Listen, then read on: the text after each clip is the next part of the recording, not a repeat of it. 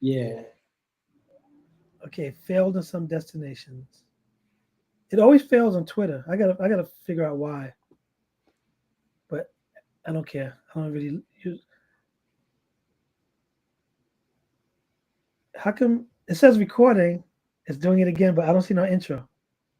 You know what? If it's what's good? What's good, everyone? This is BIGCED, the industry cosign, back with the latest edition of My Friends Are Better Than Yours. Have a great. Well, I always have great people, so it's not like out of the ordinary that I won't have somebody great. But I have Mr. Tony Ferguson from Society House. I don't even know how long we've known each other, but it's been about 3 weeks or so. So, but for those tuning in for the first time, the purpose of me doing this, My Friends Are Better Than Yours, is because I've been doing interviews for years, and I interviewed basically any and everybody, and I just got sick of like giving other people's stories away when I know people who I know personally that are probably doing better than some of the people that you want to know. And I feel that if you're part of my audience, you need to know the people I bring on. And I appreciate you coming in. So Tony Ferguson, like I said, we've known each other. Wow. I think like 1942 or something like that. No, but we're gonna start off like this. I'm gonna allow you to introduce yourself. Give a brief like intro of like who you are, what you do, and then we'll take it from there because we're gonna have a lot to talk about. So thank you for coming on the latest edition of My Friends Are Better Than Yours. Yeah, well, I'm honored to be on this set. Thank you so much for inviting me. I don't get these a lot, being a publicist. So this is great. And to have this interview with you is even more special, man. You talk about going way back. I'd say definitely over 20 years. Industry cosign, where you were posting photos from events. I was like, yo, I made it to industry cosign. I'm part of the, the photo reel.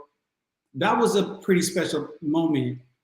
That era where you were just you were posting these photos from different events and stuff, and that was great for young professionals in the industry. Pre-social media. That was pre-social media for sure. But yeah, I've been in the game for 25 years. Started off at Columbia Records around 98. I was fathered in by Yvette Noel Schur, Beyonce's publicist. And at that time... Royalty. Straight up, royalty. So that was a pretty good place to start. Okay, yeah. So you had Columbia Records, you had Yvette Noel Schur, but on top of that, you had Miguel Beguer. People don't even talk about him today. I don't know why. He was like big, like Nas, Lauryn Hill, Maxwell. I mean, he was doing them right. And he was somebody that was a huge influence to me early on. And then the other one at the time was Yvette. At the time was Yvette Davis. She's now, and then she morphed into Yvette Davis Gale, and now she's proper Yvette Gale proper. So those three were definitely the ones who early on kind of created who I am today, to be honest. So yeah, I've worked with, I mentioned Nas and Miguel, Lauryn Hill with Miguel, Maxwell, Destiny's Child. Then it was Beyonce, Michelle. I don't know if it was Kelly on Columbia. I don't know if she did her solo on Columbia. But yeah, it was all of them. And then moving forward, when I had my own wings and got promoted outside of the assistant chair, then it was like diving deep into Nas. We did about 4 albums together. Lil Flip, that was like the start of the South, independent South. Then you had 3-6 Mafia, breaking barriers there. First hip hop group, not artist, but hip hop group on the Oscars back in 2005. Just monumental stuff like that. Amerie on the R&B side, from 0 to 60 in 60 days type movements there. Incredible stuff came out of that era too. And then fast forwarding to, leaving Columbia on a high and then branching off and doing my own thing. That's been about 18 years of that. So I branched out of music. I still do music, and I've always will do music, but then you get into sports, pro athletes, pro clubs, you get into big nonprofits, you get into spirits brands, you get into different music organizations, start growing from that. So it's been a treat, man. 25 years of PR has been a real treat. And that's been my main thing this whole time. So, yeah. But I know we can continue going off another. I thought I put my thing on. Anyway, like I said, we can continue. We can be here for another 2 hours, and you'll be like, and then I did this person, and then we did this and this that. So, my question to you is, why PR? Like, what led you down the path of going to public relations? Yeah, so I was pursuing marketing, and my first internship exposed me to PR. It was with Sears Roebuck. It was at the corporate office in Chicago. So I'm from San Jose, California. I went to San Jose State. So I commuted to school, and the fate of marketing people at that time, this was like early 90s, mid 90s, like you're immediately chasing the tech companies. Yeah. Dell, Hewlett Packard, Microsoft, Intel, all those companies were paying real nice for entry level. You get stock options, all that stuff.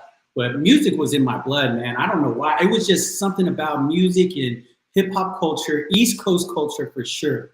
Yeah. East Coast culture was about it. You know what I mean? Something about it, fashion, all of that stuff. But anyway, I went to, I had this internship with Sears. And that was it was event marketing and public relations. It was like two departments.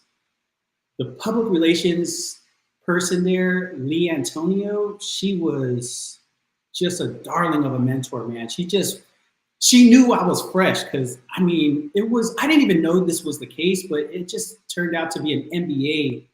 It was an internship for MBA students. So I was an undergrad. I was going into my junior year as an undergrad, but I was exposed to the PR side, which was very frontline stuff. You're definitely in the front lines of everything. And there was a connection there that marketing just didn't have with the client, with the partnership, and all of the day-to-day that had to happen to promote, to gain exposure. So that's what got me. So when I came back from that summer internship, I was just blasting off, looking for more PR internships to build that resume. And I had experience already. And then the next summer, that's when the gold mine came, the pot of gold came. And that was a summer internship with Sony Music, specifically Columbia Records. That was it was a minority internship program at the time. And I found it because I was reading Black Enterprise. And on the very back of that issue had a list of corporations that were appealing to minorities. And it was also a list of paid internship opportunities. So Sony Music was on it. Those are the best. Yo, that was a ride. That 8-week program in New York, going into my senior year, I came back on my senior year, like I'm already lifted. Like, let's just get through this year so I could check out and go back. Yeah, it's just amazing because I know that people, because there are people that really don't know the difference between PR and marketing. But I tell people, like, nowadays it's like all the same if you think about it. Because I know that even with what you do or what you've done over the years, there's a little bit of marketing involved. Even if it's not called marketing, because it overlaps and intersects so much, especially within music, because we both are in the music game. And I know that I've done marketing before. I was asked to do PR, but I don't think I could ever do PR. I mean, I've been approached, and it's like I don't know, because when it comes to PR, sometimes you have to face rejection, like when you make pictures and things of that nature. I can't handle rejection, so I don't know how I feel. I'll get mad and want to fight somebody if they don't cover my artist in their magazine. Let me stop. But You know, I've been there before. I promise you, I've been there before. Like, you know, I handled hip hop artists back then. It was real rugged. It was rugged. Like, you know, yo, when double XL ain't hitting you back, you might have to visit the office. You know, you might have to knock some doors down. I've been approached. And I'm like, I could fight, so I don't care. So you can't really do much. You can't threaten me much. But I know we had a conversation about this before, of course, not being recorded, where I people had known me, and I've been saying this for years, and I will continue to say this. I hate publicists.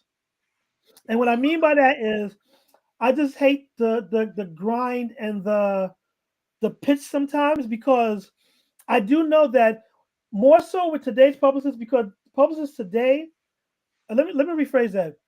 People who call themselves publicists today don't understand either the pitch process or the taking no for an answer. I tried to, and I was taught actually a couple of years ago, because I didn't care at one point in time, but I understand we need the coverage, we need the coverage aspect. And I've had to learn how to tell people no, as opposed to ignoring them, because I don't like being ignored. But to this day, I still get hundreds of emails daily. So I can't respond to everybody's email. And what I don't like is I don't, like I said, I don't want to make this a gripe session, but the publicists I do like and respect are the ones that I know that I can just be like, no, and I don't have to worry about 17 questions asking afterwards, why not? Or, well, double XL covered them, or this person covered them. And like, then you don't need me. So it's like, I've always been a straightforward type. And even when, and I think most publicists, let me phrase that. A lot of publicists over the years didn't like me because I always said no. Not saying that I always say no, but I've always been lucky where even every publication I worked at, because I started my own publication, Industry Cosign, which made 21 this year. I've always had the choice to do what I want. I still have that choice. Well, for the Industry Cosign. So if I've had publicists, it's like, it took me 4 years. I finally got a BIGCED article, and I understand it, but it's like, what I don't like is when people don't understand that, just like you're approaching me, there's 1,700 other people like you approaching me for the same little space. And specifically for, I freelance for Black Enterprise, and then the Black Enterprise pitches that I'm getting, and I'm like, I don't make those decisions. I can't make those decisions. When I made those decisions before, it was easy because I could just tell you no. Now I'm passing you on to the editor that makes that decision, because now you're complicating my life by trying to, I'm going on a tangent, and I apologize. So this is about you. But, no, it's important to talk about, brother, because especially right now, times are tough right now. Budgets are shrinking, and you'll probably be getting way more emails in the next 6 months, because it's crucial. PR is crucial, and it's needed more than ever before, because you have to think about it. You can get us a page for pretty much nothing. I don't even know, there probably isn't any money involved unless there's a photo shoot budget or something like that. Yeah. But most cases, you're writing a page of a story versus my client buying the page in terms of an ad. All kinds of other stuff. They'd rather hear from an editor or writer rather than us boasting about how great we are. Just have the editor talk about that, and it has more credibility. It's less of like we're selling to you, more like we're storytelling. We are storytelling. But I'm with you, brother. But the thing with the experience is knowing, like, I know if you don't hit me back, it's either you're not interested or you just haven't gotten to it, because you do get a flood of emails. So, that part about rejection, you just can't take it personally most of the time, unless you're beefing with somebody. But, that's a whole nother thing. But With you, we're cool. Hey, said ain't hit me back. It's not because he's not effing with us like that. 90% of the time, I just didn't get to it yet because I get, like I said, hundreds of emails a day, and then by the time you hit me, and I'm like, oh, that was last month.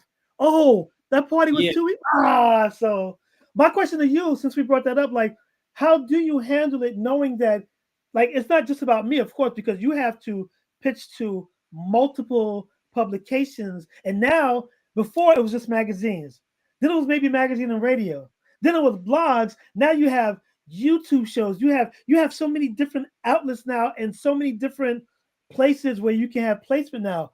How do you handle the whole process of like I said, knowing that you have to satisfy the client, and more than likely because you're doing your own thing, you believe in the project, so trying to convince people, and then like how do you handle like the people not getting back to you or the rejections, for lack of a better word? Yeah, so it's all relative. What kind of reach are you starting with your client? And it's managing expectations. Some newbies, they want to be everywhere, but you have to manage those expectations. Hey, this is what we're going to get out the box. This is what we're trying to achieve. This is what's realistic. You really want to manage these expectations. So the other thing is there are way more platforms out there right now, and it's what makes sense. Sometimes a YouTube channel makes sense for a client. Sometimes national makes sense. National talk shows make sense for a client. Depends what it is, but everybody can't get everything. Okay, so the days of cookie cutter, that's gone. Like, you cannot apply the same thing to the next. You just can't. So yeah, you want to get immersed. You want to do a lot of research on your client and their competition. I typically go straight to the competition and see what their footprint looks like, and at minimum, I gotta get that at minimum, and then let's push some boundaries. But for example, I had a new business call on Friday. And what was shocking to me was what was actually a breath of fresh air is this gentleman what was priority was Black press. Okay. And I haven't heard that in a very long time. That's not a thing anymore. Yo, I was like, thank you, because the power of Black press it's powerful. And people, I don't know why people be like, nah, we don't want that. We want the mainstream. We want mainstream. And it's like, yo, y'all don't know the power of Black press, yo. Like, it's still here for a reason. Black press is still out there, and it's out there big, to be honest with you. But this is funny as you say that, because I've written crazy articles in the past where, like the industry cosign. The one good thing about industry cosign was when I started, I predated a lot of the artists or even the publicists that are doing it. So I can tell you some of the artists that are probably billionaires now that was featured on the industry cosign. And my whole beef with many Black artists is that once they get to a certain level, Black press doesn't matter anymore. And I'm like, but then it starts to matter when they're falling back down. I would get phone calls, or if let's say, I'm not even gonna name names. I featured so-and-so on my site the past 5 years. Then they hit it. They're in Forbes, and I get it. I do understand that I'm not above thinking. I'm not thinking that you know me, so you have to know. I will never think that because I'm realistic.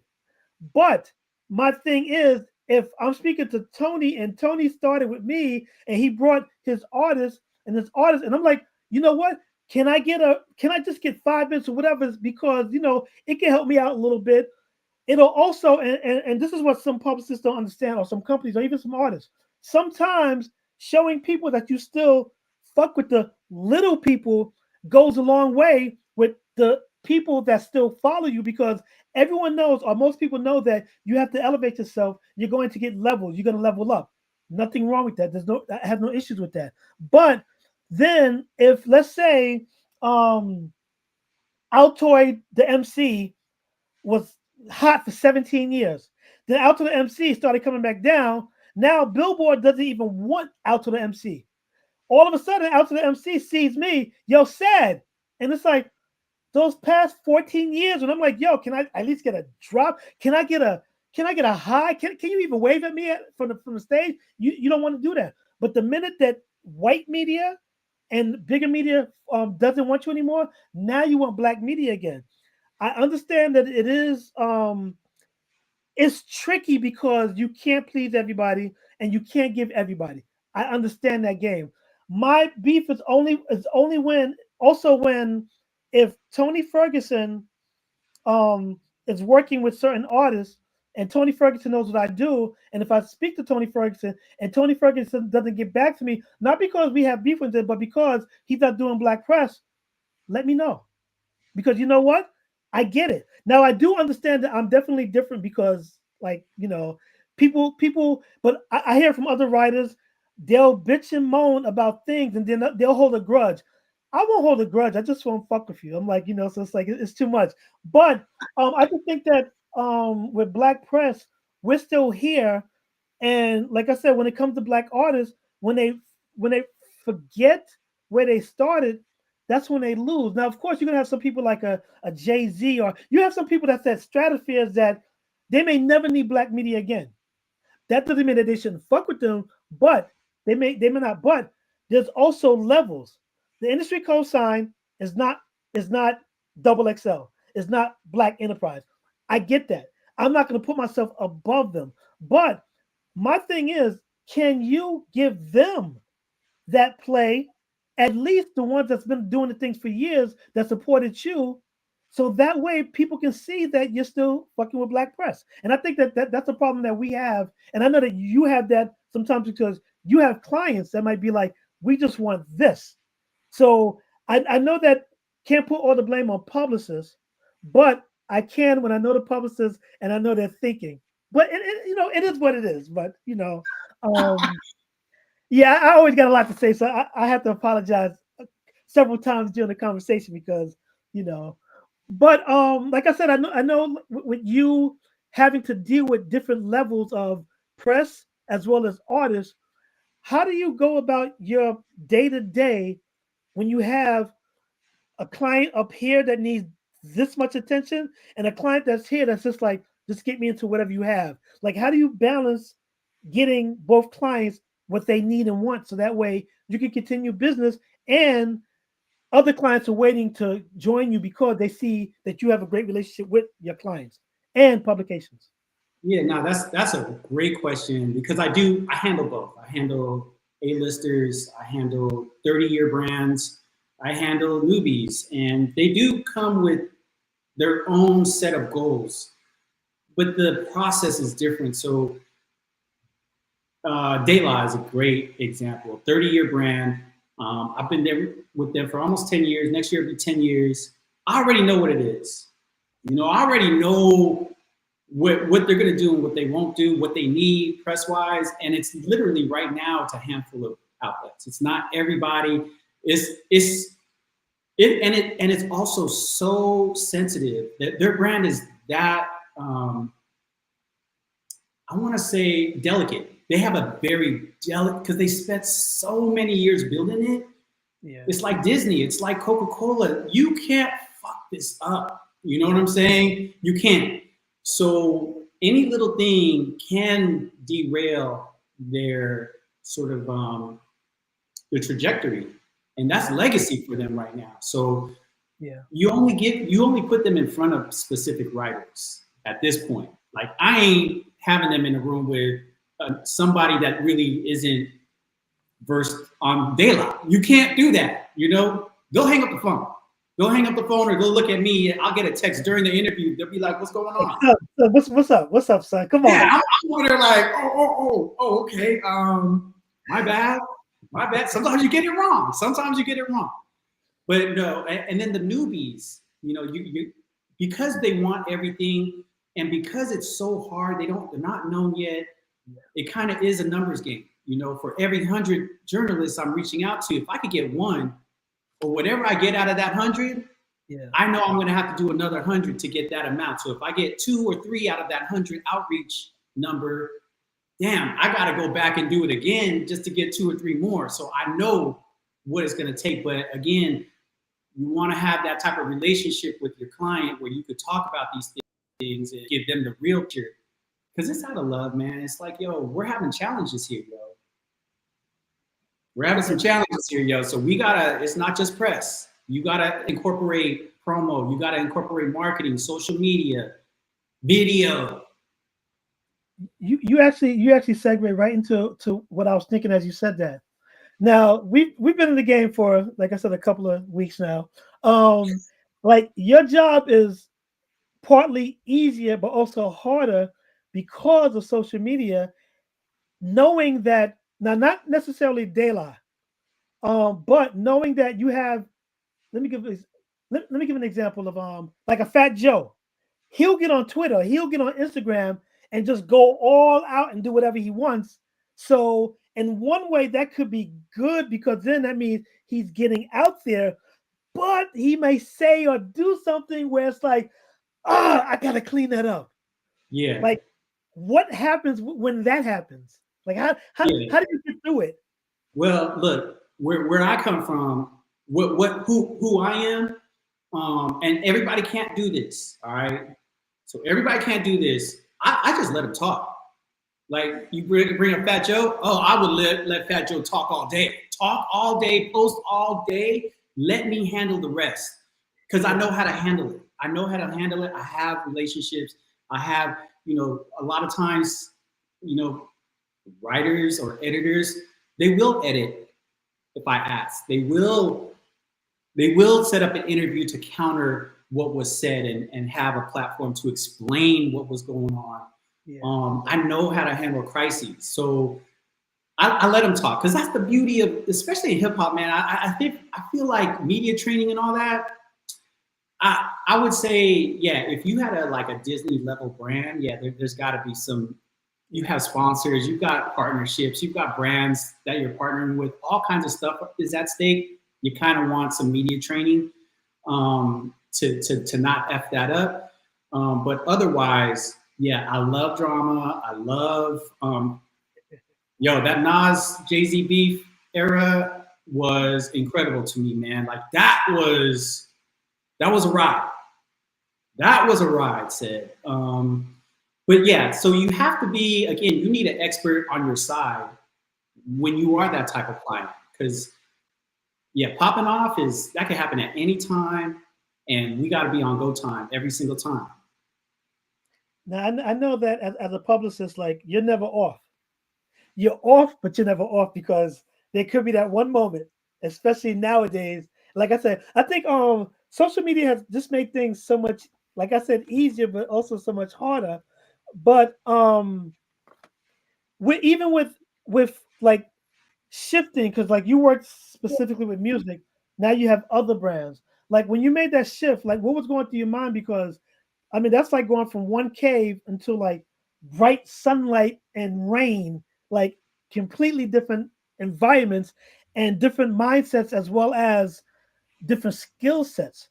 So how were you able to transition so that way you're still able to have a daylight, but then still be able to do a brand? I can't remember some of the brands you have, but like something with sports or Hollywood thing. Like I think a publicist, like I said, I think a publicist has one of the hardest jobs, but they also have one of the easiest jobs. Like I said, it's so like no, you're right. And down sometimes. So brother, that's why I love my job, man. I couldn't do it. I love my job.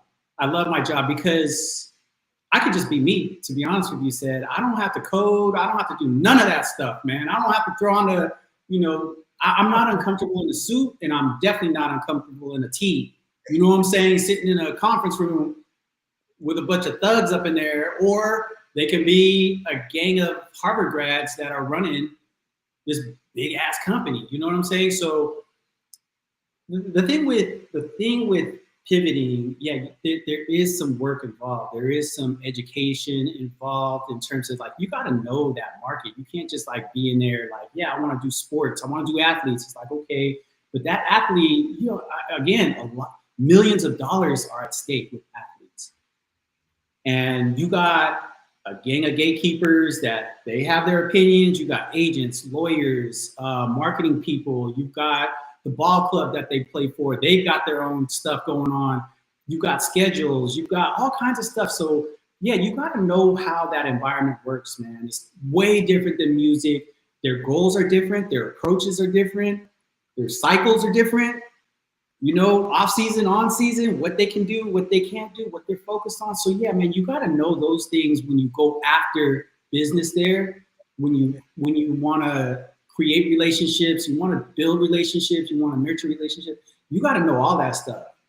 And it just so happens, man, in my mind early on, I already knew what I wanted to do. And as a matter of fact, right now, right this second, I can look back and be like, yo, there is a level of manifestation jumping on. You know, I could tell you, looking back 25 years from the beginning, like back in college, I ain't gonna lie to you, man. Back in college, I wanted to be a rapper back in college, bro. But I sucked big time. I was good in the back. I didn't stop a couple other people, but go ahead. Yo, I was good in like with the homies going to a party, freestyling in the car on the way. But then, you know, I wasn't gonna make it to being a professional rapper. I just wasn't gonna do that.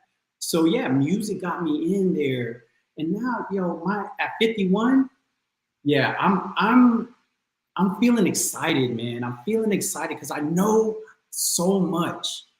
I know so much, the technology, the relationships. So yeah, the pivots these days, it still is work, but it's a smarter kind of work, you know? It's not a numbers game for sure. That's another thing, because now, of course, you know, people are coming to you to become become clients of yours. And I know in the music industry now it's a numbers game. How many followers do you have? Like the metrics are like, before it was like, oh, you got that talent, we can work with this. Now it's like, okay, how many people you got on Instagram? How many people are following you on TikTok? Do you, like, when you're choosing your clients, outside of like maybe legacy artists, or just because these people have a lot of money? Not to say that that's your motivation, but I'm saying it makes it a little bit easier to say, okay, I'll do that. But what if I'm looking at this right now and I need a publicist and I have a little bit of money, because I know you're not cheap, and I have a little bit of money and I need somebody with experience, what would it take for you to consider? Because I know like there's so many different variables, but like what would catch your attention, and the type of client you would ideally want? Yeah. It really is the team more than anything today. For me, it's the team. I gotta know who the manager is, and how they move. I gotta know how they move in times of challenge, because we're gonna have many days of challenges, and people change, yo. People show their true character. So I really look at the team. The artist, not so much anymore, to be honest with you. The artist is just who they are. Yeah, the artist, bro, I don't care who you are and how you move. The artist is, I want to know that your team can handle you and get you to the places I need them to be. And I need that work ethic. That's what I look for from the artist. Not about like, they're not controllable and all that stuff. Like I fiend off of, handling alphas. Chaos? Chaos, alphas for sure. Yeah. That's a special breed right there, bro. Like those are the ones that actually go far. But that team, I gotta be able to work with that team on a day-to-day. That makes sense. Now I want to kind of, I know I have like notes all over the place, and I'm trying to get to notes because I'm just going off whatever comes to mind. But I want to go to your outside work, and I see that you do volunteer stuff. What are some of the things you do as a volunteer? Because a lot of people don't realize is that even though people are busy, sometimes that takes your mind off whatever, I'm not gonna say troubles you, but whatever is going on in your day-to-day, because you might still have a work ethic where you might need to get away from your particular work to do some other work in order to be fresh So when you go back to work, you'll be able to work. So what are some of the things that you do for, volunteer or just to give back? Yeah, so all of that I've always volunteered throughout my career, but not as intense as I've volunteered maybe in the last 2 to 3 years. So, that concept of it's better to give than receive, it is extremely true. And you got to look at it like forgiveness. You know what I'm saying? People say it's better to forgive. You got to forgive this person. And it's because for yourself. It's not to let this person off the hook. It's for yourself. So the same concept is for volunteering, like giving your time. And it doesn't have to be money either. It's like giving your time is actually more valuable than just dropping money. But I do things like, so I coach Special Olympics. I do track and field. We're in our track and field season now. I also do, there's different categories like bowling and indoor hockey, things like that. But that's been extremely fulfilling, and it keeps you humble. I rarely complain about anything these days, just because of my experience with children and adults that have these challenges. That's just life. You know what I'm saying? They didn't choose this. They didn't do anything to get to where they're at. Like that. So these challenges. Another thing that is helping me out is I'm on the board of PRSA LA, so that's Public Relations Society of America, the LA chapter. I'm probably one of maybe 3. There's 2 of us that are also in entertainment, but that has opened up a can of success there, a huge can of network. Outside the scope of what I've been doing. So you see how other executives, other publicists are operating in healthcare, in tech, in what other things that, consumer goods, all of those areas, you can hear things and talk about different approaches to PR. So that's another one. But overall, I love mentoring. I always have a set of interns with me, just to make sure that they understand the realness behind the success, specifically in PR. A lot of young people these days, they want to be on red carpet. They want to be, like you said, that social media look.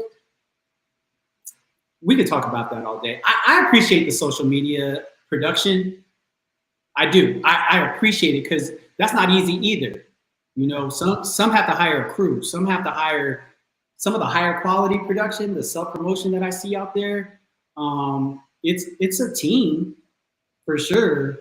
But I told you before, man, like I'm a blue chip, man. So I'm more of a, constant up. I'm not like some people grow too fast and they're out there, but they're not great business people. Sure. They're out there, but they can't hold on to a client. Yeah, and that's another thing as far as because I know that you stated like the Hollywood or different like different categories. I can't think of the correct word. Industries, yeah, where it's a different skill set. You also, like I said, you have to volunteer, you have to do this, and you have the music, the film, the nonprofit, this, that, and the other. But you also have to have a personal life. Yeah. How's that going? Because you have to, because if you don't have a personal life, then you really have nothing. Because when you get burnt out from doing too much, it affects you in ways that should. Yeah, and I've been there. I've been at Burnout. That was a little bit of my exit from Columbia Records, was Burnout for sure. I've been through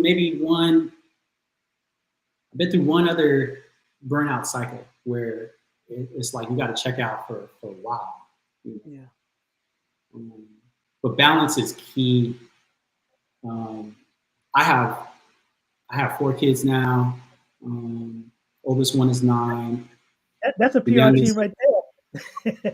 Oh yeah, they're the team for sure. They're the team of my life. Like they keep me alive. They keep me alive for sure. They keep me going. But it's hard, man. I mean, I was married for 11 years. I'm going through a divorce right now, unfortunately.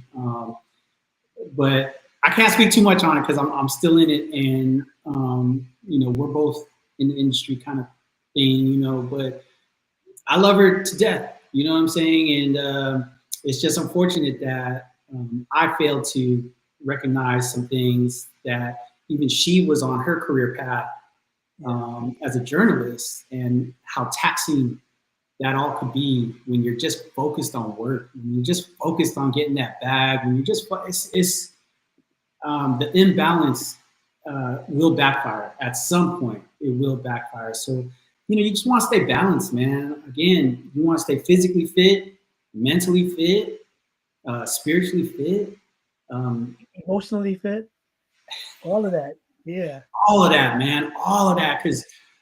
And all of that takes a lot of work, Sid. You know, for me, I'm up at 4:30 in the morning. I'm in the gym by 5:30. There's a lot of affirmations jumping off, a lot of meditation, a lot of reading. You know, a lot of my responses right now, how you doing? I'm like, I'm just out here believing in myself, you know, because you got to. This, you know, current times right now, Sid, like, it's hard out there for a lot of people. A lot of people where they haven't experienced a dip like this ever, so they don't know how to handle this type of thing, or they've been in a dip for a while and it's getting even worse. Yeah, that's another situation. So, you know, I've been through this. This is my third time going through a dip like this. It's annoying to me, man. That's all it is. It's annoying. You know? Yeah, because we spoke earlier before we got on camera, and as you did state, I sound like Elmer Fudd. As far as the dips, and like, we know the cycles, and we've been in the game for so long that we do understand that, you know, being hot. You know, I mean, Drake is going through that right now. He's been hot for like 90 years now. He's like, oh, I don't know how to be hot. But what people don't understand. And of course, you understand that, one, it's kind of healthy sometimes to, I'm not going to say fall, but to not be as successful, because you get a chance to reboot, as well as rethink some of the things, or catch up to society, technology, or just a different way of thinking. Because even now, I'm going through a little resurgence for myself.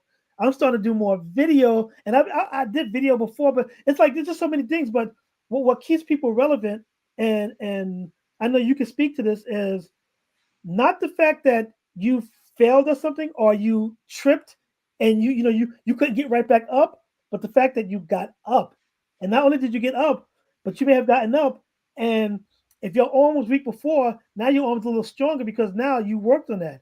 And I think that now I went through a financial thing where I wasn't working for like 7 years. I wasn't making money, and you would see me out and about, but nobody knew because, I'm still smiling, and I'm like literally like getting eviction notices, like I went through it. But I'm happy I went through it because, one, I proved to myself that I'm able to trip, fall, and get back up.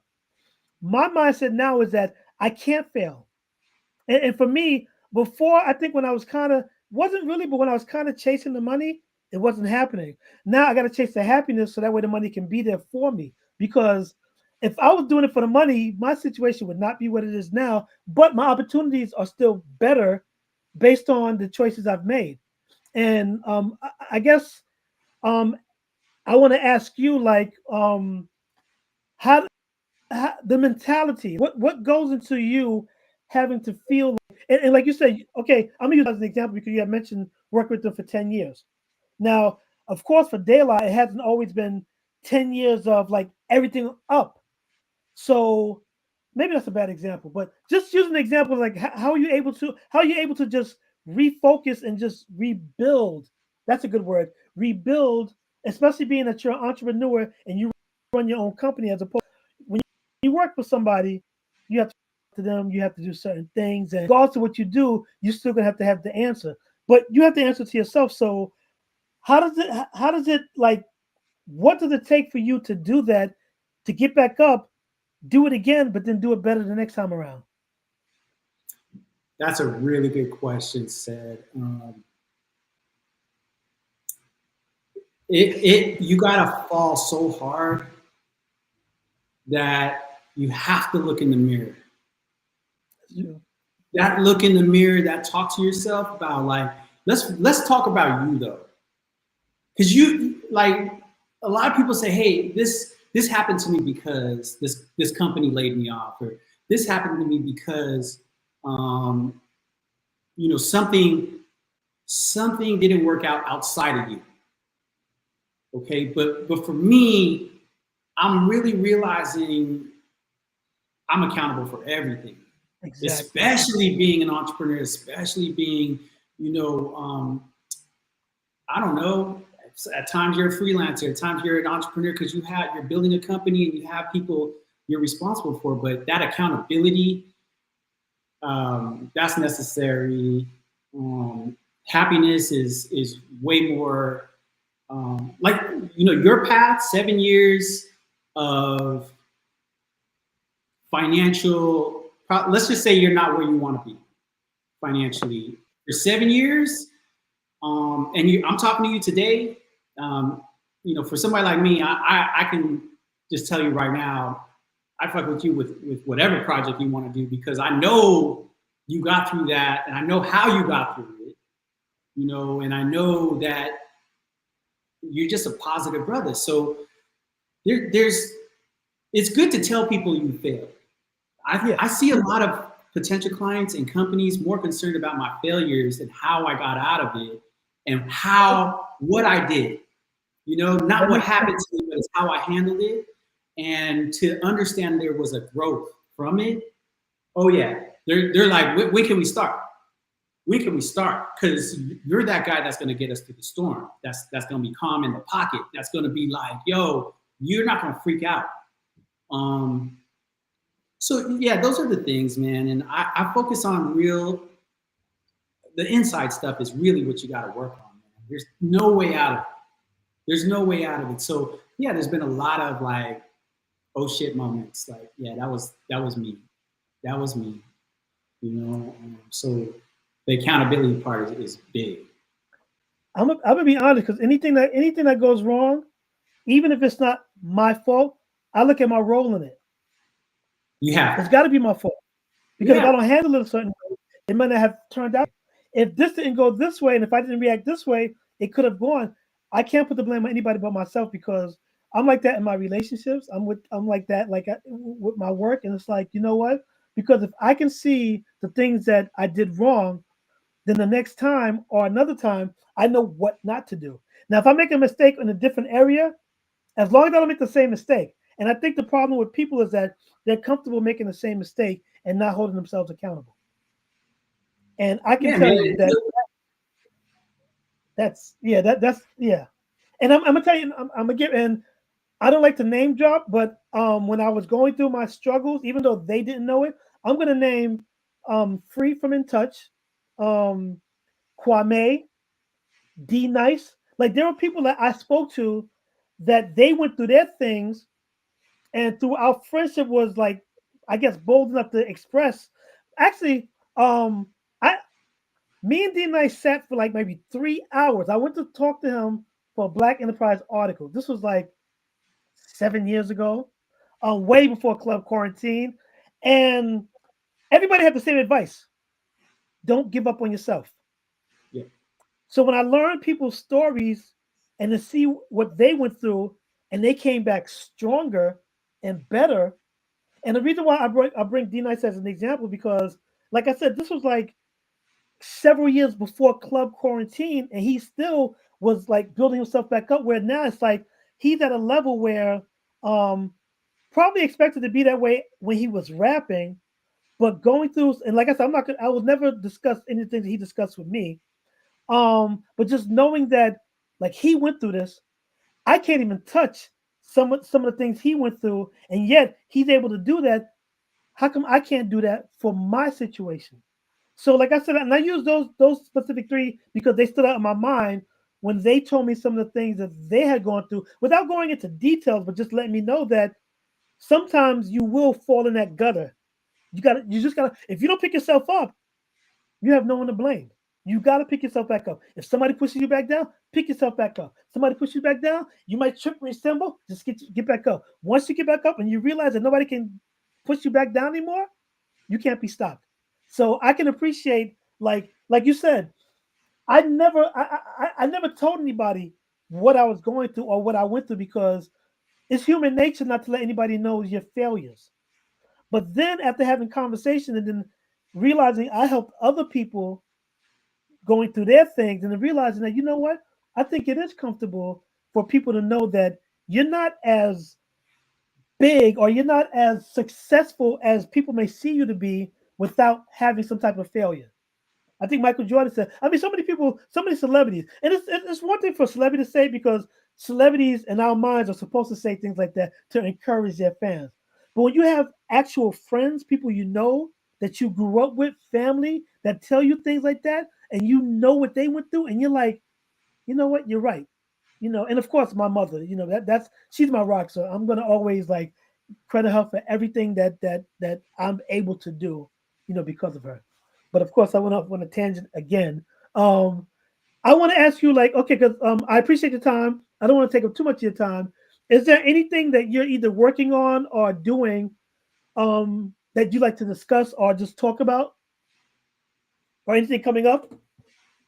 Just I want to say, of course, if you can't disclose it or you don't want to, that's fine. It's conversation only. I don't want to, put you on the spot or anything like that. So, yeah, no, my I'm always doing something exciting. I am. Nothing to like promote, because that's not what I do. But what I'm saying is, I'll tell you what I'm excited about. Okay. I'm excited about a renewal of myself to go after certain projects that I was kind of hesitant towards going after, because number of reasons. Like, there was doubt. There was like, oh, I can't do this on my own. It requires a big team, or things like that, or pressure. Pressure is something that's I really take. I'm very conscious about that element. But I'm excited to stretch. I'm excited to get into these new industries in a big way. I'm excited for my pathway to 2028 Olympics and what I'll be doing in that space. My path around the new NIL athletes that are out there, that will continue to be out there, that space. And I'm excited about nonprofit work that I'm going to be doing. We're working with nonprofits that intersect entertainment, that require entertainment to be involved. Those are my sweet spots right now. And just kind of understanding, my happiness is here, in here. So a lot of the things that are happening out there, I don't even watch the news, bro. I'll tell you that. I'm probably the one publicist that will admit I don't watch the news. I haven't watched the news in 2 years. So I don't know what's going on in that aspect. And I think being naive to that has helped me be very calm, very like ugly out there. Ugly out there. gratitude and just being happy, despite what I'm going through right now, because it is extreme. It's probably the most challenging time of my life, bro. Yeah. This has got to be hands down the most challenging era of my life, these last 3 years. And here I am, man. I'm just out here. You can do it too.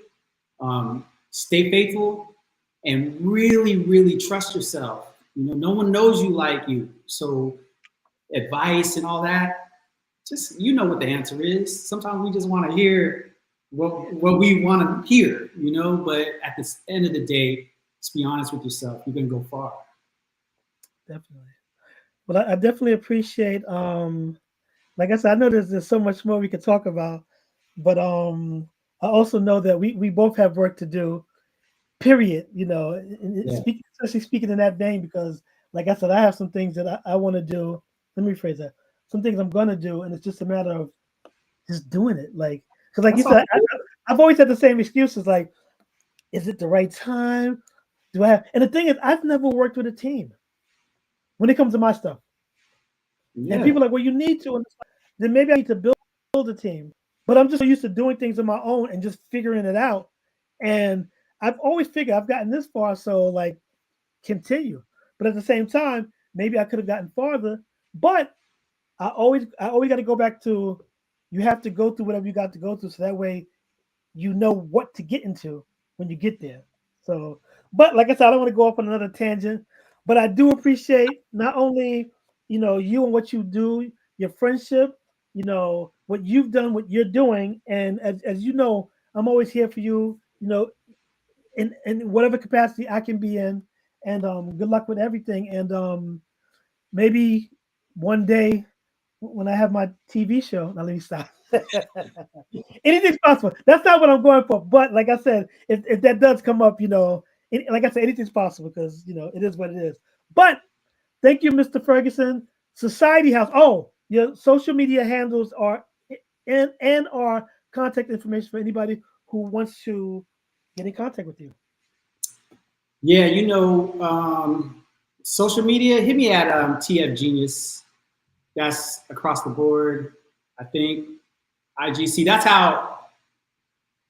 See, I didn't prepare for that one. I didn't prepare for that one. My website is www.societyhousepr.com. But hit me on my personal IG if you have any questions, you want to connect, you have any comments, hit me on TF Genius on IG. Once again, people, thank you. BIGCED, the industry cosign. My friends are better than yours. And if you think I'm wrong, then show me some of your friends and I'll show you mine. Till the next time, Tony Ferguson, Society House. Thanks once again. And well, I guess since the intro didn't come in, the outro might not. So I'm going to end it and see what happens, and then we'll take it from there. Thanks, everybody. Until next time. Peace. See, it didn't come on again. I don't know what. Yeah, that's